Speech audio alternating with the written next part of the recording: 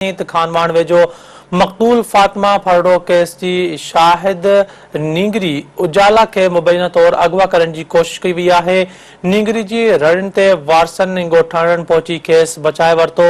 नदीम फरडो जो चवण है त बासर नींगरी उजाला के अगवा कराइण की कोशिश कई त जीअं हू केस की शाहिदी तब्दील कराए सके।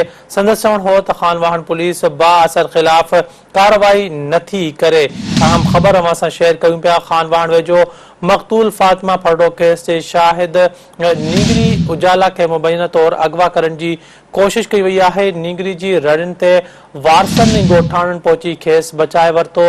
नदीम फरडो जो चवण है त बाअसर नींगरी उजाला के अगवा कराइण की कोशिश कई त जीअं हू केस की शाहिदी तब्दील कराए सके। संदसि चवण हो त खानवान पुलिस बाअसर खिलाफ कार्रवाई नथी करे। ये अहम ख़बर अवां सां शेयर कयूं पिया।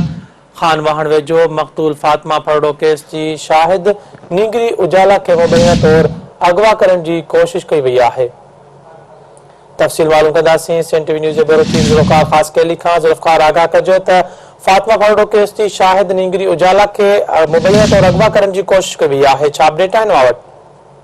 जी बिल्कुल ही तव्हांखे मां ॿुधाईंदो हलां त 9 महीना अॻु खानवान में जेकी पीरनि जी हवेलीअ में बेदर्दीअ सां जिनसी ॾाढे क़तल कयल फातिमा फरडो जे केस में जेकी नींगरी आहे उजाला उनखे मुबैना तौर ते अगवा करण जी कोशिश कई वई आहे।